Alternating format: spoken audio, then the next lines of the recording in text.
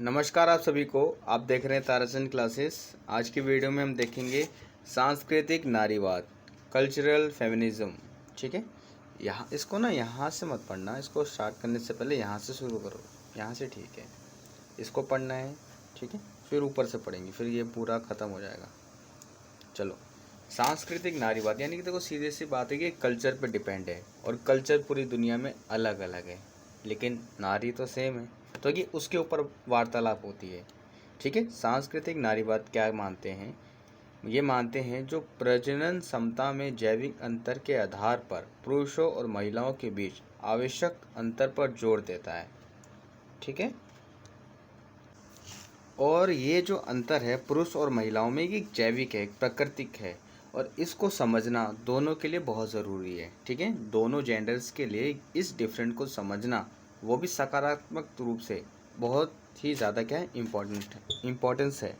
सांस्कृतिक नारीवाद उन विभिन्नताओं को दर्शाता है जो महिलाओं में विशिष्ट और श्रेष्ठ गुण हैं। ठीक है, सांस्कृतिक नारीवाद वो चीज़ दिखाता है जो महिलाओं के लिए के पास क्या है, स्पेशल पावर है, यूँ कह सकते हो, स्पेशल गुण हैं उनके वो। ठीक है, जो पुरुषों से ज़्यादा उन्हें अच्छा बताती हैं, और वो हैं भी। इस प्रकार सांस्कृतिक नारीवाद भी साझा महिला संस्कृति के निर्माण को प्रोत्साहित करता है। ठीक है, सभी महिलाओं को ये चीज़ें क्या करती है, प्रोत्साहित करती हैं। ठीक है, तो ये सांस्कृतिक नारीवाद का सिंपल सा ये मानना है कि सकारात्मक रूप से डिफरेंस को समझा जाए। चलिए ऊपर से स्टार्ट करते हैं। यहाँ से देखो, सांस्कृतिक नारीवाद पृष्ठ सत्ता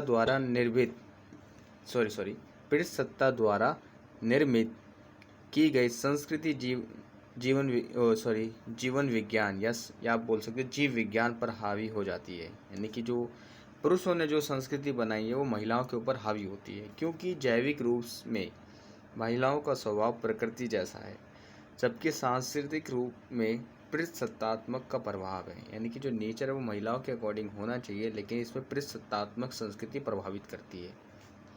दूसरे यानी कि नारीवादी सिद्धांत सभी स्थितियों को एक वर्ग के रूप में देखते हैं। ठीक है, नारीवादी सिद्धांत क्या है, सभी महिलाओं को एक स्थिति में देखते हैं, यानी कि सब इक्वल है।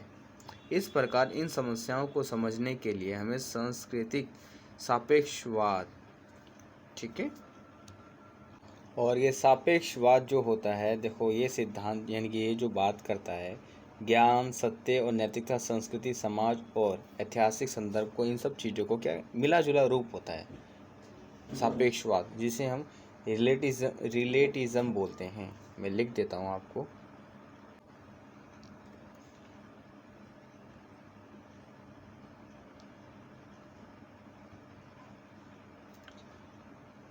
इसको बोला जाता है।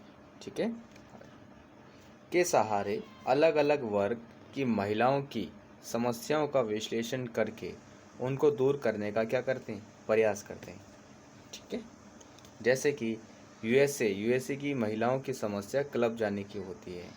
ठीक है, तथा एक अफ्रीकन महिला की समस्या शिक्षा पाने की होती है। अमेरिका में भी ये सीन होता है कि भाई एक ही कल्चर के जो अमेरिकन्स होते हैं वो ही आएंगे, जैसे ब्लैक वाइट का सीन हो जाता है वहाँ पर, तो ये लफड़ा भी वहाँ पे क्लब की बहुत फाइट होती है। ऐसे यहाँ पर अफ्रीका में एजुकेशन को लेकर फाइट होती है। जिस तरह दुनिया में हर देश की आपसी संस्कृति होती है, उसी तरह हर देश की महिलाओं की अपनी समस्याएं भी क्या होती हैं, अलग अलग हो सकती हैं। इंडिया की प्रॉब्लम्स अलग होती हैं। ठीक है, चाइना में अलग प्रॉब्लम्स हैं, पाकिस्तान में अलग प्रॉब्लम्स हैं।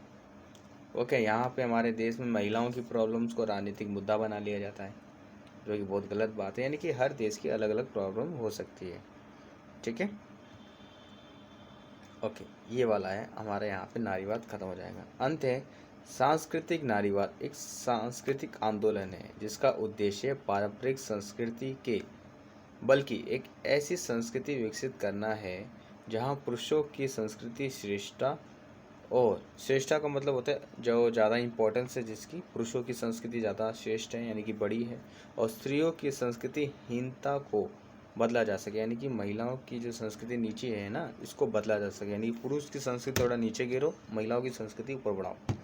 ओके, ये नारीवाद इस बात पर यकीन करते हैं कि शोषण की जड़ें संस्कृति में हैं, यानी संस्कृति ठीक हो जाएगी तो ये सारी चीज़ें ठीक हो जाएंगी। और वर्तमान संस्कृति प्रतिसत्तात्मक है, यानी जो शोषण कर रही है, जो महिलाओं को दोयम यानी सेकंड दर्जे का नागरिक मानती है, यानी पहले पे पुरुष है, सेकंड पे महिलाएं। इसलिए शोषण से मुक्ति के लिए चाहिए कि महिलाएं खुद उस संस्कृति का सृजन करें, यानी खुद महिला ऐसी संस्कृति का निर्माण करे, तभी उन्हें प्राथमिकता मिल पाएगी। यानी कि हटाओ, पुरुषों को रखना ही नहीं है, अपना ही अलग ग्रुप बनाएंगे। वे एक ऐसे कार्य क्षेत्र की कल्पना करती हैं जहाँ केवल महिलाएं काम करें और पुरुष नहीं, जिससे उन सारी चीज़ें क्या हो जाएगी, प्रॉब्लम रिजॉल्व हो जाएंगी। तो ये है हमारा सांस्कृतिक नारीवाद।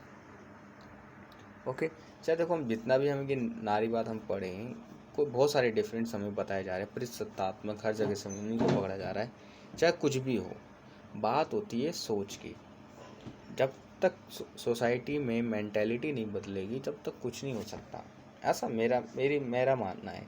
क्योंकि चाहे कोई भी हो, चाहे लड़का हो चाहे लड़की, सोच को सकारात्मक रखना बहुत ज़रूरी है। जब सोच सकारात्मक होती है तो ये सारे चीज़ें जो भी प्रोडक्ट्स वगैरह हो रहे हैं ये अपने आप सब समाप्त हो जाएंगे। जब सब खुश हैं तो सब खुश ही है, फिर क्या दिक्कत है। ओके, जब कोई अपने आप को ज़्यादा इम्पोर्टेंस देने लग जाता है दूसरे से ज़्यादा, तो गड़बड़ तो होगी। जब भगवान भी अपने आप को इम्पोर्टेंस नहीं देते, भक्ति से ज़्यादा अपने आप को बराबर ही समझते हैं कि हम दोनों एक जैसे हैं, एक दूसरे से जुड़े हैं।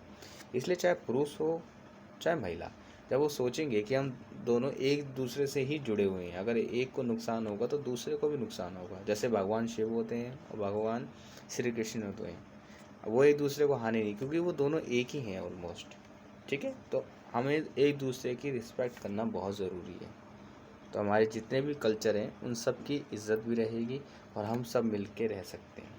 ठीक है, मिलेंगे अब आपसे नेक्स्ट वीडियो में। आपको वीडियो अच्छी लगी हो तो लाइक करें, सब्सक्राइब करें, शेयर करें। अगली एक और वीडियो आएगी नारीवाद की। ठीक है, जैसे हमारे हमारी जो बुक बना रखी है इग्नू की, उस हिसाब से हम चल रहे हैं। ठीक है, ओके।